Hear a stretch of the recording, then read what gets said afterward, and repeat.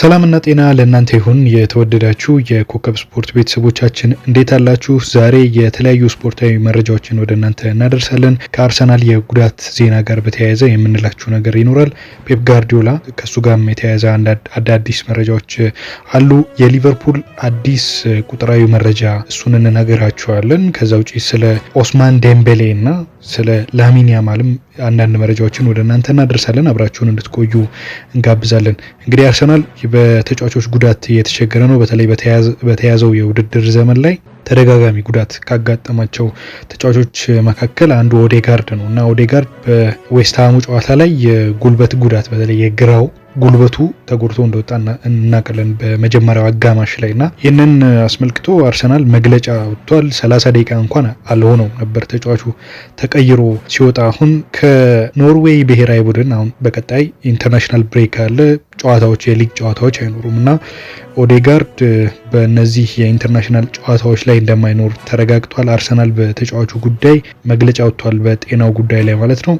ቡድኑ ኖርዌይ 2 ጨዋታዎችን ያደርጋል። በተያዘው ሳምንት ኢዝራኤልን እና ኒውዚላንድን የሚገጥሙበት ጨዋታ ይጠቀሳል። የኖርዌይ ብሔራዊ ቡድን ማለት ነው እና ኖርዌያዊ ተጫዋች ማርቲን ኦዴጋርድ በእነዚህ ጨዋታዎች ላይ እንደማይሳተፍ አርሰናል አሳውቋል። በትሬኒንግ ሴንተሩ በትሬኒንግ ማዕከሉ እያገገመ እንደሚቆይ ነው። ነገር ግን ይሄ ነው የተባለ አርሰናል ያስቀመጠው ምንም አይነት ቀነ ገደብ ወይንም ደግሞ ጊዜ የለም። በዚህ ያህል ጊዜ ወደ ቡድኑ ተመልሶ በቋሚ አሰላለፍ ውስጥ ይጫወታል የሚለውን ነገር አርሰናል ምንም አልጠቀሰም። ነገር ግን መግለጫው ላይ ወደ ኖርዌይ እንደማያቀና አሳውቋል። ከዛ ውጪ የማርቲን ኦዴጋርድ በአቋም መውረድ ምክንያት የተለያዩ ሰዎች ጥያቄ ያነሱበታል እንደምታውቁትና አሁን ይሄ ተደጋጋሚ ጉዳትም በተጫዋቹ ላይ ምናልባት በቀጣዮቹ ጊዜያት ተጽዕኖ ሊያሳድርበት ይችላል። ምክንያቱም አንደኛ ተጫዋቹ የቡድኑ አምበል ነው። ብዙ ጊዜ አምበል በተለምዶ እንደሚባለው በተቀያሪ ወንበር ላይ አይቀመጥም ተብሎ ይታሰባል። አርቴታን ባለፈው ይህንን ሲናገር ነበር። ግን አሁን ያለው የተጫዋቹ የፊትነስ ጉዳይ ብቻ ሳይሆን ከአቋም ጋር የተያያዘም ጉዳይ ምናልባት ተጫዋቹ በቀጣይ ጊዜ ከጉዳቱ ጋር እና ደግሞ የገጠሙት ካሉት ተደጋጋሚ የፊትነስ ችግሮች ጋር በተያያዘ ምናልባት ተቀያሪ ወንበር ላይ ሊቀመጥ ይችል ይሆናል የሚል ነገሮች እየተነሱ ይገኛሉ። ለማንኛውም ከኖርዌይ ጋር እንደማይጫወት ነው የተነገረው። ከዛ ውጪ ራሱ የአርሰናል ተጫዋች ዴክላን ራይስ ጉዳት አጋጥሞት እንደወጣ ይታወሳል። ከራይስ ጋር በተያያዘ ምንም አዲስ ነገር እንደሌለ ተነግሯል። ወደ ሊቨርፑል ቤት እንሂድና አንድ አስገራሚ መረጃን እናንሳ። ሊቨርፑል በቼልሲ 2-1 ባለቀ ደቂቃ ከተሸነፈ በኋላ አሁን በተለይ አንዳንድ ቁጥራዊ መረጃዎቹ የሊቨርፑል አስገራሚ እየሆኑ የመጡ ይመስላሉ። ባለፉት ጊዜያት በሊጉ ተደጋጋሚ ጥያቄ ሲነሳበት የነበረው ሊቨርፑል ባለቀ ሰዓት ነው ግቦችን እያስቆጠረ እያሸነፈ ያለው የሚለው ይገኝበታል እና አሁን ከዚህ ቀደም በተለይ ተከታታይ ጨዋታዎች አሉ። ለምሳሌ የቦርንማውዙ ጨዋታ ያሸነፈበትን መንገድ እናስታውሳለን። 90+4 ላይ ነው ሞሳላ ግብ አስቆጥሮ ቡድኑን ቀዳሚ ያደረገው። ኒውካስል እንደዚሁ ጎማኖ 90+10 ላይ ነው እንዲሁ በተመሳሳይ ግብ ያስቆጠረው። አርሰናል ላይም በተመሳሳይ ዶሚኒክ ሶቦዝ ላይ ነበር ግብ አስቆጥሮ እንዲያሸንፉ ያደረገው። የበርንሌም ጨዋታ የምናስታውሰው ነው የሳላ ግብ። ከዛ ውጪ ግን አሁን በተከታታይ አሁን ለአርነ ስሎትም ራሱ ቅጽል እየወጣላቸው ነው ለስማቸው።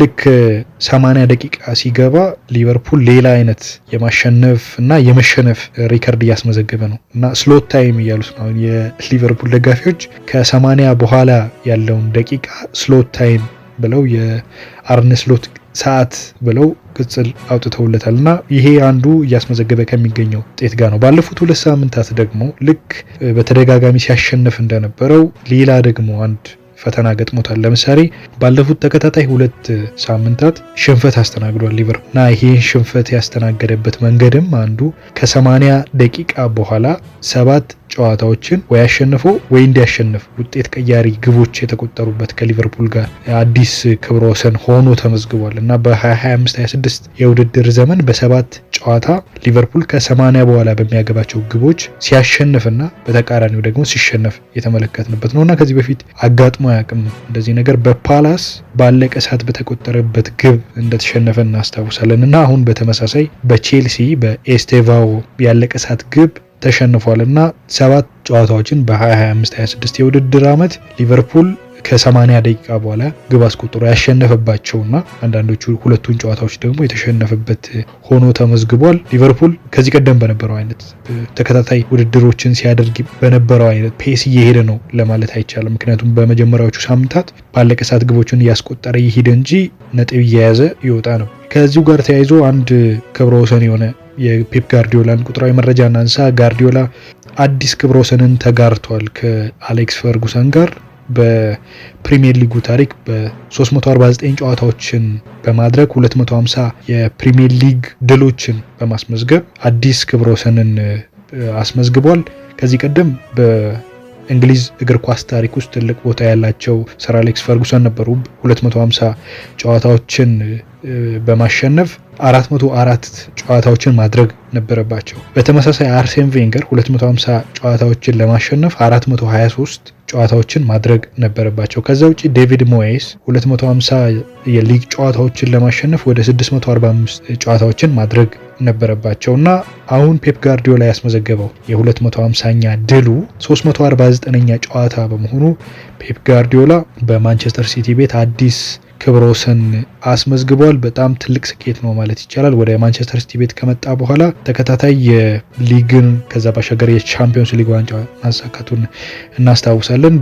ይሄ የብሬንትፎርዱ ድል ነው እንግዲህ ለ250ኛ ጨዋታ ድል እንዲያደርግ ያደረገው እና ከዚህ ጋር ተያይዞ አንድ አስገራሚ አስተያየት ሰጥተዋል። ከሰር አሌክስ ፈርጉሰን ጋር ሁለቱም ሙቹዋል የሆነ ክብር እንዳላቸው እናውቃለን። በተለይ በመገናኛ ብዙሃን በሚሰጧቸው አስተያየቶች አንዳቸው ለአንዳቸው ክብር ያላቸው እንደሆነ በተደጋጋሚ ሲገላለጹ እንደነበር እናስታውሳለን እና ፔፕ ጋርዲዮላ ጥያቄ ቀርቦለት ነበር በፕሬስ ኮንፈረንስ ወቅት ማለት ነው እና ምናልባት ከአሌክስ ፈርጉሰን ጋር በማንቸስተር ከተማ ውስጥ እራት ለመጋበዝ እቅድ እንዳለው ለመገናኛ ብዙሃን ተናግሯል እና አሁን ቡድኑም በተለየ ፔስ ላይ ያለ ይመስላል። በአለፉት 4 ተከታታይ ጨዋታዎች አልተሸነፈም። በሁሉም ውድድሮች ደግሞ በ7 ጨዋታዎች ሽንፈትን አላስተናገደም።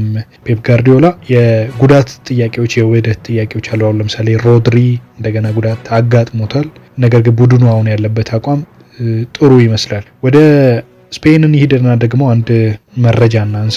የቀድሞ የባርሴሎና ተጫዋችና አሰልጣኝ የሆነው ዣቪ ሄርናንዴዝ አስተያየት ሰጥቷል ከባሎንዶር ጋር በተያያዘ እና የባሎንዶር ኡስማን ዴምቤሌ ካሸነፈ በኋላ ላሚን ያማል ለምን እንዳላሸነፈ አስተያየቱን ሰጥቷል። በተለይ ባለፉት ጊዜያት የባሎንዶር መለኪያዎችን በብዙ ሰዎች ዘንድ መነጋገሪያ አጀንዳ ነበር። በተለይ የቡድን ክብር ነው ወይስ የግል ስኬት ነው ለባሎንዶር ክብር ማብቃት ያለበት የሚል ተደጋጋሚ ነገሮች ይነሳሉ እና ራሱ ዣቪ ሄርናንዴዝ ያለው ነገር ምንድን ነው? የተለያዩ ተጫዋቾች ለምሳሌ ይህንን ድል ይገባቸዋል ብዬ አምናለሁ። አሁን ለምሳሌ ቪቲኒያ፣ ሳላ ከሊቨርፑል ጋር ጥሩ እንቅስቃሴ አድርጓል። ፔድሪ፣ ራፊና በጣም ጥሩ እንቅስቃሴ ያደረጉ ተጫዋቾች ናቸው። በዋናነት ግን ኡስማን ዴምቤሌ እንዲያሸንፍ ያደረገው ነገር የቡድን ስኬቱ ነው የሚል ነገርን አንስቷል።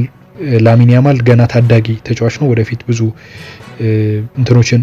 ድሎችን፣ ክብሮችን ያሸንፋል ብዬ አስባለሁ። ነገር ግን በዚህኛው ያልተሳካለት በቡድን ክብር የተነሳ ነው የሚል አስተያየቱን ሰጥቷል ዣቪ ሄርናንዴዝ። ለማንኛውም የኮከብ ስፖርት ቤተሰቦቻችን ስላዳመጣችሁን እጅግ አድርገን እናመሰግናለን። በሌላ ጊዜ በሌሎች መረጃዎች እንገናኛለን። መልካም ጊዜ ይሁንላችሁ።